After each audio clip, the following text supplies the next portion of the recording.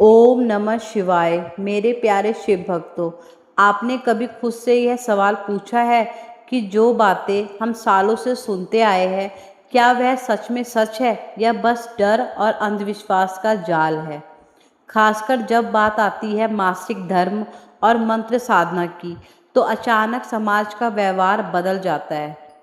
वही लोग जो आपको देवी कहते हैं, वही लोग उन दिनों में आपको अलग कर देते हैं।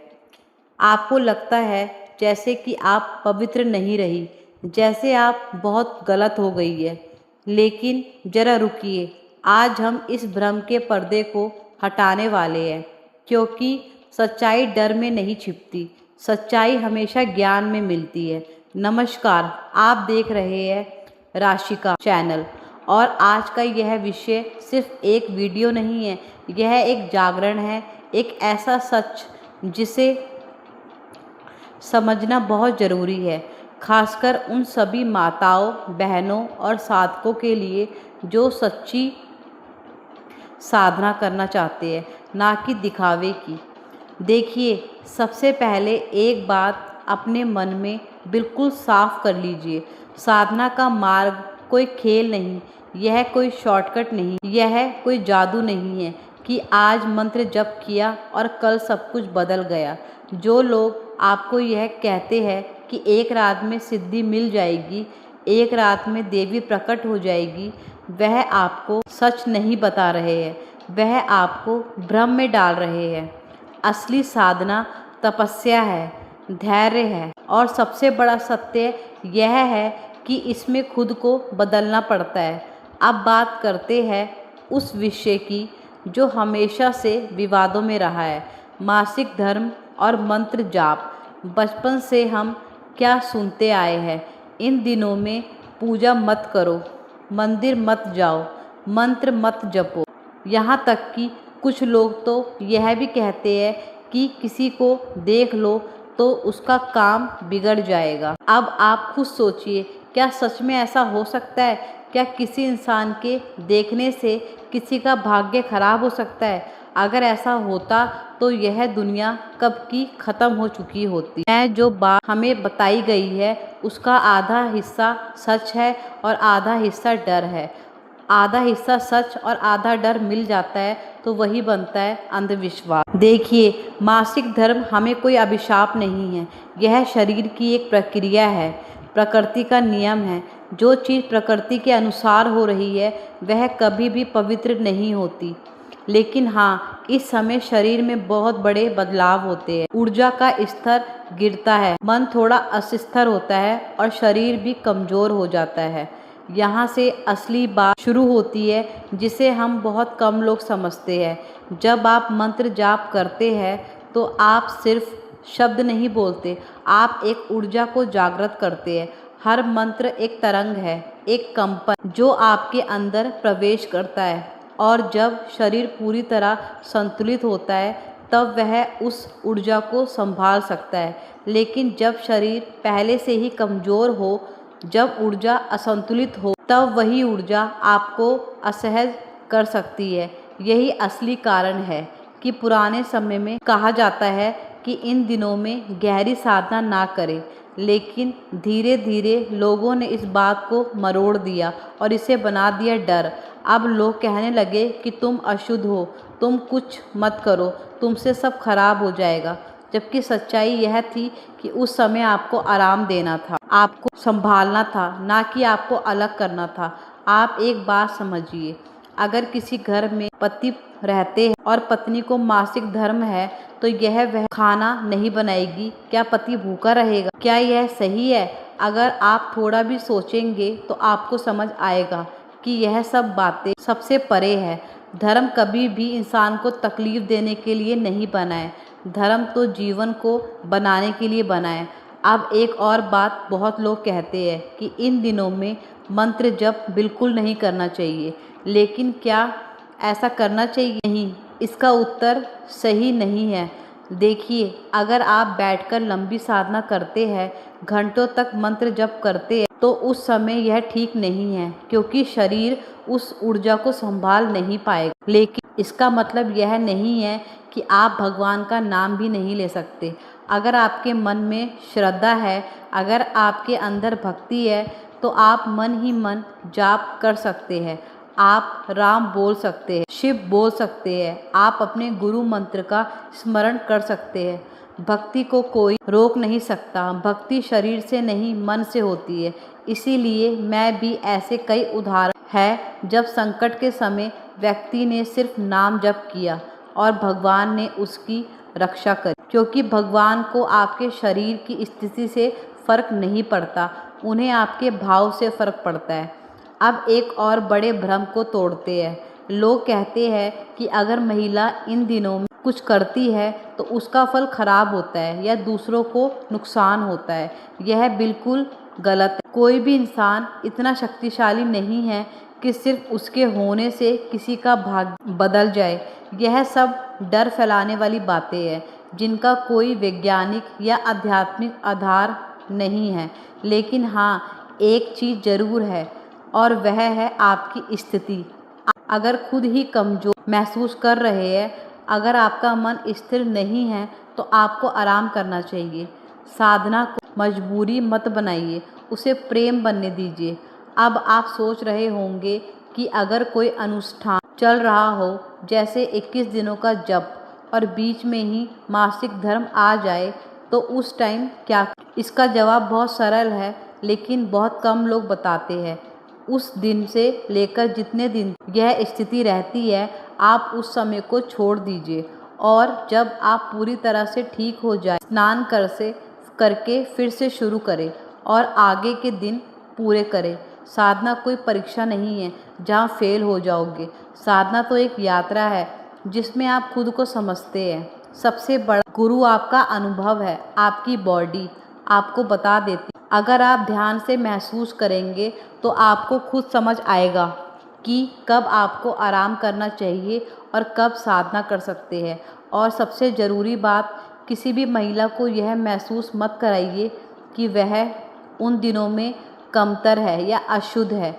यह सोच ही गलत है, क्योंकि जिस प्रक्रिया से जीवन पैदा होता है वह कभी भी अपवित्र नहीं हो सकती। साधना का असली अर्थ जागना, और जब आप जाग जाते हैं तो आपको खुद समझ में आने लगता है कि क्या सच है और क्या सिर्फ दिखावा। इसीलिए आज के बाद किसी भी डर में मत जीना, किसी के शब्दों से खुद को मत तोलना। अपनी सोच को बढ़ाओ, अपने भीतर झांको और सच्चाई को पहचानो, क्योंकि सच्ची साधना वहीं से शुरू होती है जहां डर खत्म होता है। जब आप इस विषय को और गहराई से समझना शुरू करते हैं तो एक बहुत बड़ी बात धीरे धीरे आपके सामने खुलने लगती है, और वह यह है कि असली समस्या मासिक धर्म नहीं है। समस्या हमारी सोच में है। सदियों से हम सुनते आए हैं इन दिनों में महिला को अलग रहना चाहिए, उसे पूजा से दूर रहना चाहिए, उसे छूना भी गलत माना गया है। और धीरे धीरे यह बात इतनी गहरी बैठ गई कि महिलाओं ने भी इसे सच मान लिया। लेकिन जरा रुक कर सोचिए, अगर यह सच होता तो क्या प्रकृति इतनी बड़ी गलती करती? क्या ईश्वर ऐसा नियम बनाता जिसमें जीवन देने वाली प्रक्रिया को ही अपवित्र घोषित कर दिया जाता? सच्चाई यह है कि पुराने समय में जब सुविधाएं नहीं थी, जब स्वच्छता के साधन नहीं थे, तब महिलाओं को आराम देने के लिए यह व्यवस्था बनाई गई थी। उन्हें काम से मुक्त किया जाता ताकि वह अपने शरीर को संभाल सके। लेकिन समय के साथ लोगों ने उस आराम को अलगाव बना दिया, उस देखभाल को प्रतिबंध बना दिया और फिर उसे धर्म का नाम दे दिया। यही से भ्रम की शुरुआत हुई और आज भी बहुत से लोग उसी भ्रम में जी रहे हैं। अब जरा साधना के उस बड़ा पहलू को समझिए जिसे अक्सर लोग नज़रअंदाज करते हैं। जब कोई साधक मंत्र जप करता है तो वह सिर्फ आवाज़ नहीं निकाल रहा होता, वह अपने अंदर एक ऊर्जा को जगा रहा होता है। यह ऊर्जा धीरे धीरे आपके शरीर के विभिन्न केंद्रों से होकर गुजरती है और खासकर मूलाधार, स्वाधिष्ठान और नाभि के आसपास बहुत गहरा प्रभाव डालती है। अब आप समझिए, मासिक धर्म के समय यही क्षेत्र आपसे सबसे ज़्यादा संवेदनशील होते हैं। शरीर पहले से ही एक प्रक्रिया में लगा होता है, ऊर्जा का प्रवाह अलग तरीके से चल रहा होता है। ऐसे में अगर आप बहुत गहरी साधना करते हैं तो वह ऊर्जा संतुलन बिगाड़ सकती है। इसका मतलब यह नहीं कि साधना गलत है, बल्कि इसका मतलब यह है कि उस समय शरीर को प्राथमिकता देनी चाहिए। जैसे कोई व्यक्ति बीमार हो जाए तो वह कुछ समय के लिए साधना को हल्का कर देता है, वैसे ही यह भी एक प्राकृतिक स्थिति जिसमें शरीर को विश्राम देना बहुत ज़रूरी होता है। लेकिन अफसोस की बात यह है कि लोगों ने इस वैज्ञानिक कारण को समझने के बजाय इसे डर का रूप दे दिया और कह दिया कि यह मत करो, वह मत करो, वरना अनर्थ हो जाएगा। जबकि सच्चाई यह है कि अगर आप अपने शरीर की स्थिति को समझकर निर्णय लेते हैं तो कोई भी अनर्थ नहीं होता। अब एक और महत्वपूर्ण बात आती है और वह है भाव की। साधना का सबसे बड़ा आधार क्या है? आप भाव। अगर आपका मन साफ है, अगर आपकी भावना सच्ची है, तो आपका हर नाम जप, हर स्मरण अपने आप में साधना बन जाता है। अब सोचिए, अगर कोई महिला उन दिनों में बैठकर लंबा नहीं कर पा रही तो क्या उसकी भक्ति खत्म हो गई? बिल्कुल नहीं। वह मन ही मन भगवान का नाम ले सकती है। वह सोते सोते भी शिव या राम नाम जप सकती है और बहुत ही प्रभावशाली तरीके से जप सकती है। कई बार तो यह और भी गहरा होता है क्योंकि इसमें कोई दिखावा नहीं होता, सिर्फ सच्चा भाव होता है। यही कारण है कि संकट के समय जब इंसान के पास कुछ करने को नहीं होता तब भी वह सिर्फ नाम जप करता। इसीलिए यह कहना कि इन दिनों में भगवान का नाम भी मत लो, यह पूरी तरह से गलत है। भगवान कोई नियम की किताब नहीं लेकर बैठे हुए कि कौन कब उनका नाम ले सकता है और कब नहीं। वह आपके भाव को देखते हैं, आपकी सच्चाई को देखते हैं। और अंत में एक बात बहुत ज़रूरी, जो शायद सबसे ज़्यादा ज़रूरी है, वह यह है कि आप खुद को समझना सीखिए। हर व्यक्ति शरीर अलग होता है, हर महिला का अनुभव अलग होता है। किसी को ज़्यादा दर्द होता है, किसी को कम, किसी की कमजोरी ज़्यादा महसूस होती है, किसी को कम। तो नियम भी एक समान नहीं होता। यही कारण है कि सच्ची साधना में हमेशा स्वयं की समझ सबसे ऊपर रखा गया है। अगर आपका शरीर कह रहा है कि आपको आराम चाहिए तो आराम कीजिए, और अगर आपका मन कह रहा है कि आप थोड़ा नाम जप करना चाहते हैं तो कीजिए। डर में आकर कुछ भी मत कीजिए। और सबसे बड़ी बात, किसी को भी यह हक मत दीजिए कि वह आपको यह महसूस कराए कि आप कमतर है या अपवित्र है। यह सोच ही गलत और इसे बदलना बहुत ज़रूरी है, क्योंकि जब तक यह सोच नहीं बदलेगी तब तक साधना का अर्थ कभी भी समझ में नहीं आएगा। साधना का मतलब है खुद को समझना, खुद को जानना, खुद को स्वीकार कर और अपने भीतर की शक्ति को पहचानना। और यह तभी संभव है जब डर से निकलकर सच्चाई को अपनाते हैं। अब जैसे जैसे आप इस विषय की गहराई में उतरते, एक और परत खुलती है और वह है जिम्मेदारी की। साधना सिर्फ खुद के नहीं होती, साधना उस ऊर्जा को जगाने का माध्यम है जो आपके आसपास के वातावरण को प्रभावित करती है। जब आप मंत्र जप करते हैं तो उसकी तरंगें सिर्फ आपके भीतर ही नहीं रहती, वह पूरे घर में फैलती है, आपके परिवार तक जाती है, यहाँ तक कि आप आसपास के जीव जंतुओं तक उसका प्रभाव पहुँचता है।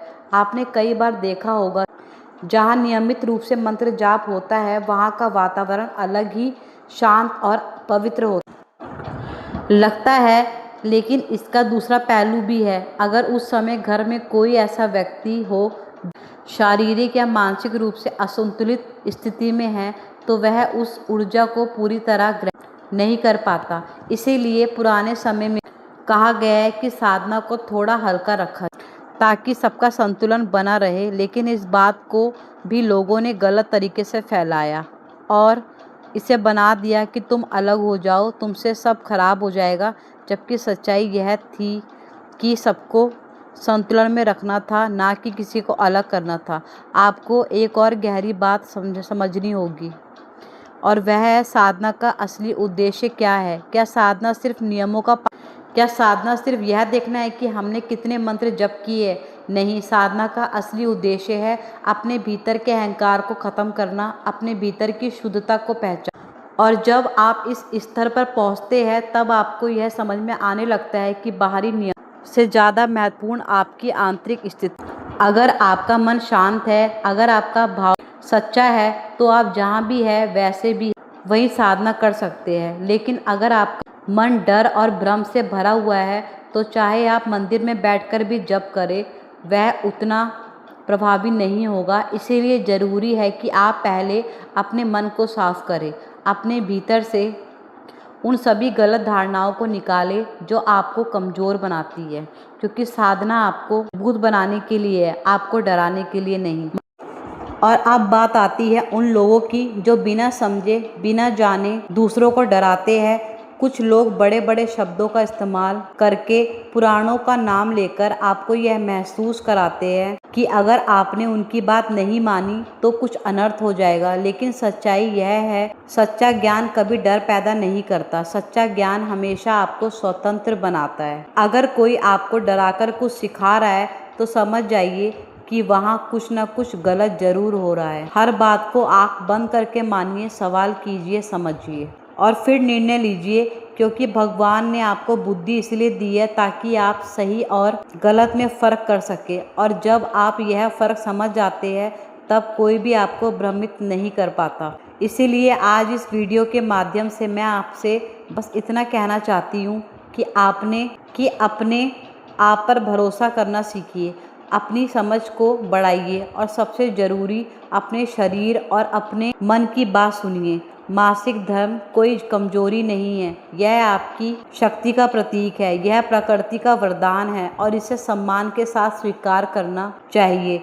उन दिनों में अगर आपको आराम चाहिए तो आराम कीजिए, अगर आपका हल्का नाम जप करना है तो कीजिए, लेकिन किसी के डर में आकर खुद को मत रोकिए और ना ही खुद को कम समझिए। याद रखिए, सच्ची साधना वही है जहां आप खुद को पूरी तरह स्वीकार करते हैं, बिना किसी डर के, बिना किसी झूठे नियम के, सिर्फ सच्चाई के साथ। अगर आपको यह वीडियो सच में कुछ नया सोचने पर मजबूर करती है, अगर इसने आपके मन के किसी भ्रम को तोड़ा है, तो इसे यहीं तक मत रखिए, इसे उन लोगों तक ज़रूर पहुंचाइए जिन्हें इसकी ज़रूरत है। वीडियो को लाइक करें, शेयर करें और अगर आप ऐसे ही सच्चे अनुभव आधारित ज्ञान के साथ जुड़ना चाहते हैं तो राशिका चैनल को सब्सक्राइब करिए। धन्यवाद।